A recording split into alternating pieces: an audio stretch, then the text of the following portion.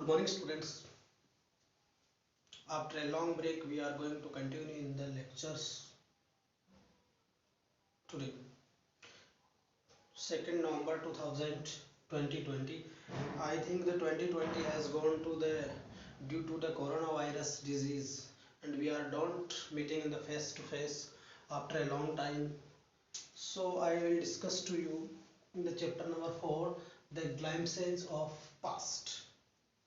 Now you can see better scoring in your class tests, October monthly test, and now you are going to prepare yourself in study to continue, and I hope all of you all right in your house, your home, and be careful about to the COVID-19. First of all, we are going to discuss the previous parts of in this chapter. सबसे पहले हमने जो ग्लैम्सेज of past जो chapter है अपना अतीत की जो झलकियां हैं उसमें हमने क्या पढ़ा था। यहाँ हमने ये 4th पॉइंट चल रहा है, ये 5th पॉइंट चलेगा, यानी 5 प्रकार की जो स्टडीज थी उसके बारे में हमने पढ़ा था। तो सबसे पहले हमारे पास जो बात आई थी वो थी द मार्टियर्स, शहीदों के बारे में हमने पढ़ा था। तो इसके अंदर हमारे पास एक ऑप्शन था मार्टियर्स में, a function in Delhi. Delhi के अंदर एक फंक्शन था जिसमें लता मंगेशकर ने एक सॉन्ग जो है, एक संगीत जो है वो सुनाया था, और उसमें संगीत में क्या था, वो गाना था जरा आँख में भर लो पानी, जो शहीद हुए हैं उनकी जरा याद करो कुर्बानी। तो इंग्लिश में उसकी जो लाइंस थी, on my country men's let you eyes to fill with your tears and on your recall to the sacrifice India's martyrs। अर्थात लता मंगेशकर ने उसमें ये कहा था कि हमारे देश के जो भी शहीद हुए हैं, जिन भी देश की आज़ादी के लिए जो लोग शहीद हुए हैं, उनके संदर्भ में उन्होंने एक दिल्ली के एक फंक्शन के अंदर ये गाना गाया था, जो कि फंक्शन था दिल्ली के अंदर शहीदों के लिए। तो उसके बारे में ये बात कही थी। उसके बाद में उन्होंने कंपनीज कॉन्सिक्वेंसीज, किस प्रकार भारत में ईस्ट इंडिया कंपनी स्थापित हुई, किस प्रकार भारतीय लोगों ने उसको धीरे धीरे अर्थात उसकी गुलामी की जंजीरों को स्वीकार करना प्रारंभ कर दिया।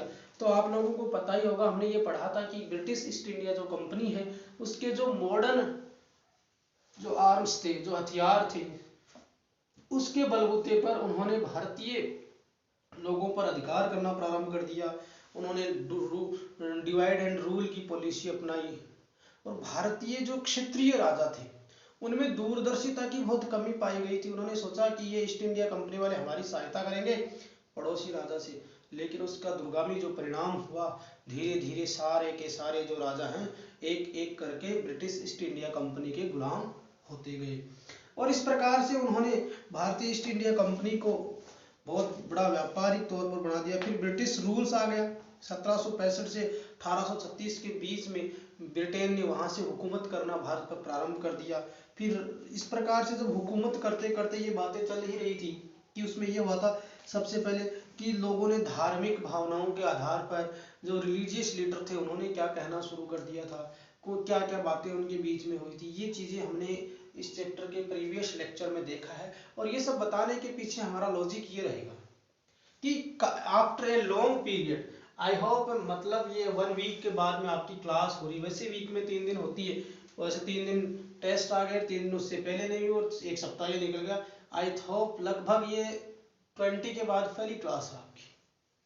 तो इसमें आपको देखना ये है कि being merchant all the British wanted, being merchant, merchant का मतलब व्यापारी होने के नाते, being merchant all British wanted, सारे जो ब्रिटिश व्यापारी थे वो चाहते थे क्विक प्रॉफिट्स, तुरंत प्रभाव से, त्वरित गति से, उनको तुरंत लाभ चाहिए, मतलब ज्यादा से ज्यादा लाभ कमाना वो चाहते थे। तो being merchant all British wanted quick profits, एक व्यापारी के नाते सारे के सारे जो ब्रिटिशर्स थे वो क्या चाहते थे, वो क्विक प्रॉफिट चाहते थे, जल्दी लाभ कमाना चाहते थे।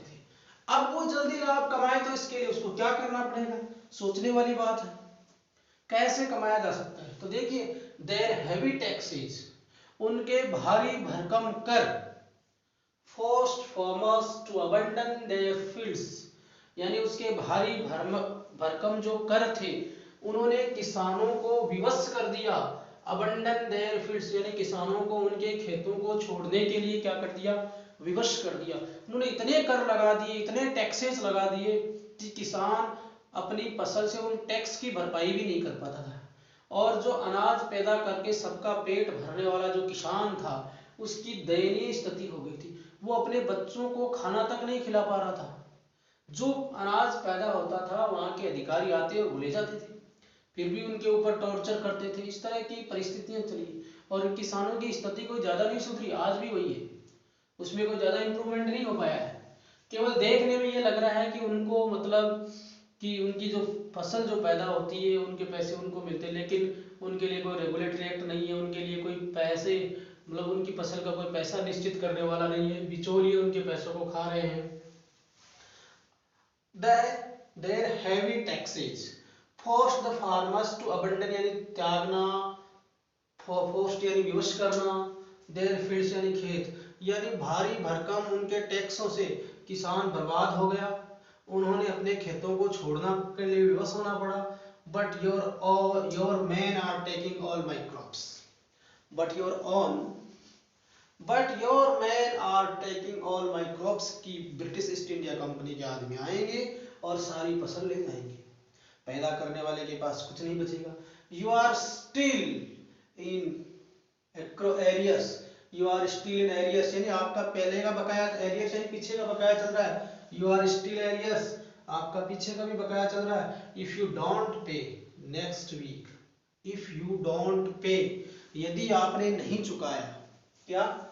If you don't pay next week अगले सप्ताह तक तूने पीछे का एरियर या बकाया नहीं चुकाया, I will send you to jail, तो आप लोगों को जेल भेज दिया जाएगा। बताइए क्या जुर्म था उनका, क्या पनिशमेंट मिल रही थी उनको? लोगों के खाने के लिए अनाज पैदा करना जुर्म हो गया था उन किसानों के लिए। देखिए, I will send you to jail if you not pay in the next week to your arrear, यदि आप लोगों ने अपना पीछे का बकाया जो टैक्स है वो जमा नहीं करवाया तो आप लोगों को जेल भेज दिया जाएगा, उसके बदले में उसकी पूरी फसल ले जाएंगे, उसके बच्चे क्या खाएंगे? बहुत परेशानी हो रही थी किसानों को। And still the Britishers invented other methods, invented यानी उन्होंने खोज लिए थे, आविष्कृत कर लिए थे, यानी यहाँ इन्वेंटेड का मतलब होता है खोज लिया। Still the Britishers invented other methods.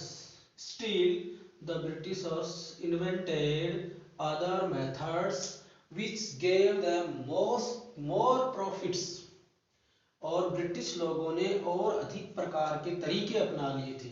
Still the Britishers invented other methods. उन्होंने कई दूसरे तरीके अपना लिए थे which gave them, जो उन्हें प्रदान करते थे more profits, जिन्हें अधिक से अधिक लाभ कैसे मिले, यानी ब्रिटिश लोगों को अधिक से अधिक लाभ कैसे मिले, इसके लिए इन्वेंटेड अदर मेथड्स, उन्होंने कई तरीके अपना लिए थे जिनसे कि वो भारतीय किसानों के अनाज पर ज्यादा से ज्यादा लाभ कैसे कमा सके।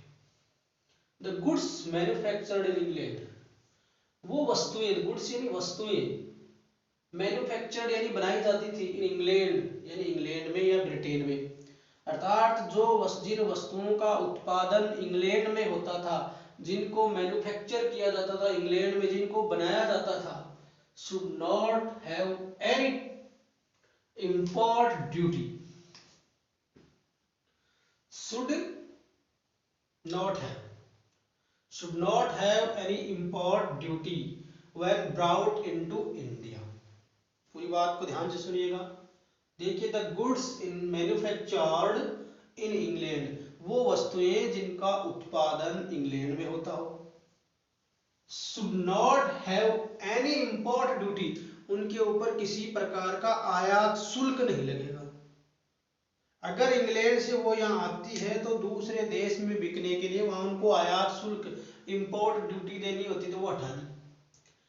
तो import duty, not have any import duty when brought into India, England से बनकर कोई भी जो सामान है, जो गुड्स हैं, जो वस्तुएं हैं बनकर भारत में बिकने के लिए जब वो आएंगी तो उनके ऊपर कोई भी इंपोर्ट ड्यूटी नहीं है, और भारत में उत्पादन होने वाली जो वस्तुएं थी उनके ऊपर इंपोर्ट ड्यूटी लगा दी गई, उनके ऊपर टैक्स लगा दिए गए। इसलिए जिन पे टैक्स लगा है वो वस्तुएं महंगी हो जाएगी, और जिन पे टैक्स नहीं है वो वस्तुएं सस्ती हो जाएगी।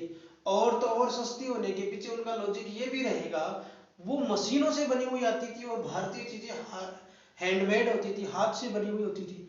तो मशीन से बनी हुई चीज हाथ से बनी हुई चीज की तुलना में बेहतर होगी। और यदि कम पैसे में बेहतर चीज मिले और ज्यादा पैसे में उससे कमजोर चीज मिले तो आप किसे लेना पसंद करेंगे? स्वाभाविक सी बात है, उसे लेना पसंद करेंगे। इसलिए भारतीय जो उद्योग धंधे थे, भारतीय जो व्यापारी थे, वो उनके उद्योग धंधे नष्ट हो रहे थे, बर्बाद हो रहे थे, रुइन हो रहे थे। देखिए, एज गुड आइडिया, इस प्रकार के विचार को वो अंग्रेज कह रहे थे कि अच्छा विचार है, उनको टैक्स से मार दीजिए, इंपोर्ट ड्यूटी हटा दीजिए, भारतीय उद्योग धंधे अपने आप बर्बाद हो जाएंगे, भारतीय लोग अपने आप गरीब होते जाएंगे और अंग्रेज लोग जो हैं वो ऊपर बढ़ते जाएंगे।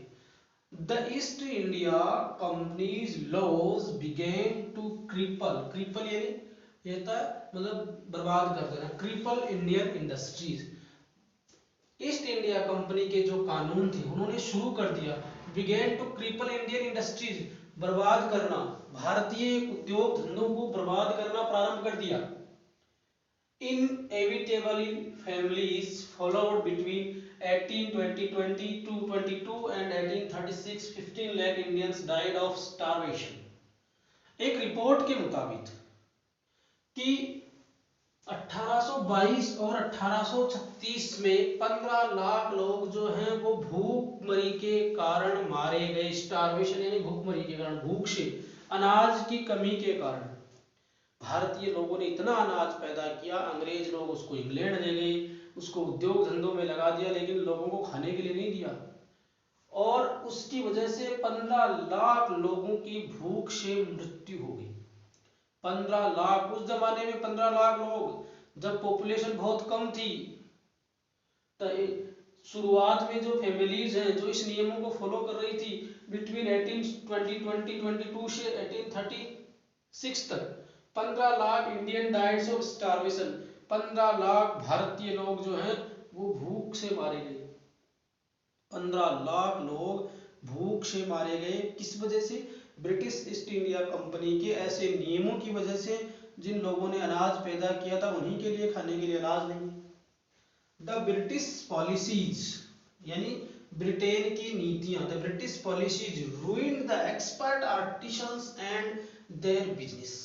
ब्रिटिश जो ईस्ट इंडिया कंपनी थी उसकी नीति ये थी कि भारतीय जो एक्सपर्ट कलाकार हैं या कोई भी विशेषज्ञ हैं किसी चीज के, उनको नष्ट कर दिया जाए, उनको बर्बाद कर दिया जाए, और उनका व्यापार अपने आप ही ठप हो जाएगा, उनका व्यापार है वो अपने आप ही बर्बाद हो जाएगा।